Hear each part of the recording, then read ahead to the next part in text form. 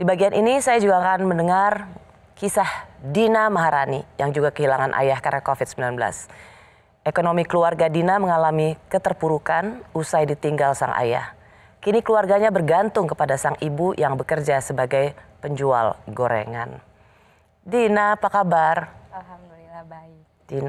Dina sekarang di SMK Perawat ya? Iya, Ya. kelas 2 SMK. Ya, SMK. Nah, Dina bisa cerita bagaimana soal ayah?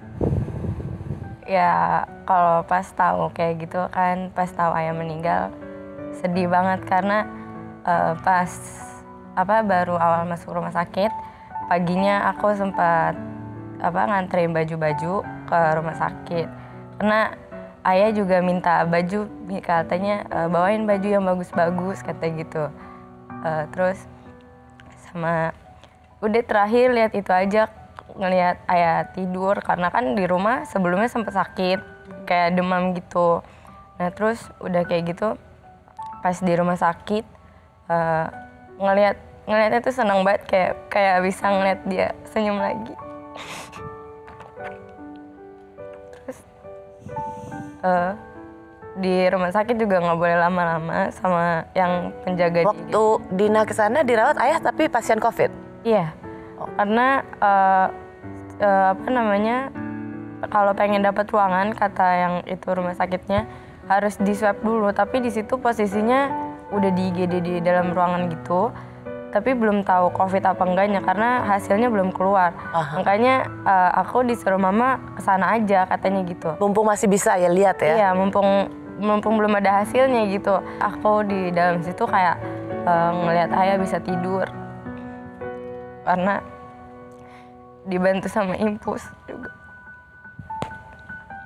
Ya udah aku pulang kayak seneng gitu, di perjalanan udah bisa lihat ayah senyum lagi. Kayak pasti hasilnya negatif kok gitu. Terus pas udah sampai rumah kan sampai rumah tuh siang, pengen asar. Terus kakak yang di rumah sakit tuh sekitar jam 5 atau lewat gitu ngabarin ke rumah, katanya hasil ayah tuh positif.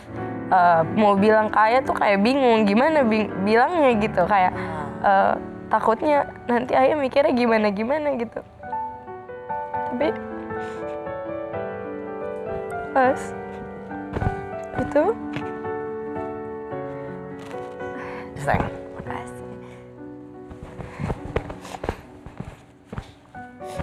pas udah mungkin dibilangin sama kakak pelan-pelan gitu, terus akhirnya kakak aku meluk ayahku terus bilang ayah COVID gitu. Katanya gak apa-apa.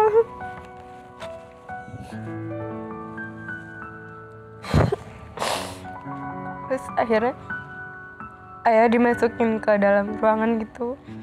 Terus kakak pulang juga dengan kayak berat hati pengen ninggalin ayah karena gak ada yang bisa jagain gitu. Iya. Begitu ketahuan hasilnya positif, berarti saat itu juga harus dipisahkan. Iya, langsung dipisahkan. Berapa lama ayah di rumah sakit akhirnya? Sampai akhirnya kemudian dokter mengabarkan ayah sudah meninggal. Kurang lebih seminggu. Soalnya kan ayah masuk rumah sakit jam 1 tanggal 17. Terus ayah meninggal tanggal 24 Desember habis asar. Itu juga sempat pindah rumah sakit karena ayah tuh udah nggak betah di RSUD itu. Karena udah mungkin kebanyakan orang juga pusing ngelihatnya gitu, apa gimana nggak ngerti. Terus minta pindah. Akhirnya hari itu juga dipindahin ke rumah sakit yang terdekat dari rumah. Padahal kalau ayah tunggu aja besok gitu dapat kamar di RSUD, tapi namanya nggak tahu gimana ya, nggak betah kali gitu. Terus akhirnya ayah besoknya pindah. Terus kita cuma dapat fotonya aja dari Bu RT kalau misalnya ayah udah pindah gitu, udah pakai kursi roda. Tapi itu udah katanya sehat, udah normal semua gitu. Terus dia minta pulang juga. Terus kita kan seneng nih yang di rumah kayak, iya ayah mau pulang. Ada adekku yang juga yang kecil, iya ayah mau pulang gitu, ayahku mau pulang. Terus akhirnya kayak ya udah besok ayah pasti pulang gitu. Terus udah kayak gitu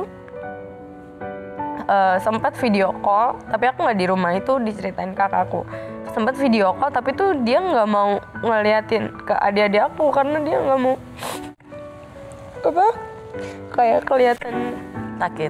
sakit gitu. Taunya nanti ayahnya pulang. Waktu Dina mendengar ayah meninggal, bagaimana semua reaksi ibu, kakak dan adik-adik? Kalau Dina berapa bersaudara? 6. 6 ya? Ya, pas tahu ayah meninggal tuh kan aku lagi di kamar sama mama sama adik-adik. Terus tiba-tiba ada Bu RT datang ke rumah. Terus kayak orang panik gitu, kenapa ini? Mama mana katanya gitu. Terus mama lagi ada di kamar, aku bilang gitu. Bangunin sekarang, bangunin. Terus udah kayak gitu Bu RT langsung, kan mama keluar nih. Terus Bu RT salam sama mama gitu. Terus kayak kenapa gitu. Terus pas itu Bu RT langsung nangis pas salaman sama mama, katanya bapak udah nggak ada. Aku yang di samping mama langsung kayak langsung gak kuat, bener-bener kayak masa gitu ya, udah nggak bisa berkata-kata apa lagi, kayak baru kemarin ayah minta pulang tapi udah sampai rumah. Terus habis itu Dan yang paling sedih nggak bisa ikut menguburkan ya? iya, gak mau kalau misalnya ditinggal ayah, kayak nggak bisa lihat. Selama ini ayah tulang punggung keluarga. Iya. Setelah ayah pergi gitu ada kesedihan, tapi seperti Dina, adik-adiknya Dina, itu bagaimana kesehariannya? Ya kesehariannya cuman kayak gitu aja, bantuin mama. Kan mama jualan gorengan gitu-gitu.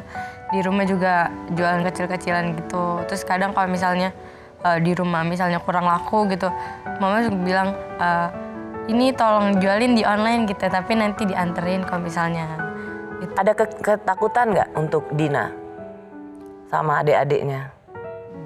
Kalau buat kedepannya iya, soalnya kan kakak belum ada yang kerja, terus cuman ngandelin mama gitu sama uang Yang menjual gorengan. sama uang dari tabungan mama gitu. Terus kita kayak mikirin sama adik-adik ya, kalau ngeliat adik-adik tuh kayak duh gimana ya nanti kedepannya gitu, masih bisa sekolah apa enggak. Kalau Dina sekarang kan SMK perawat nih, kenapa mau jadi perawat?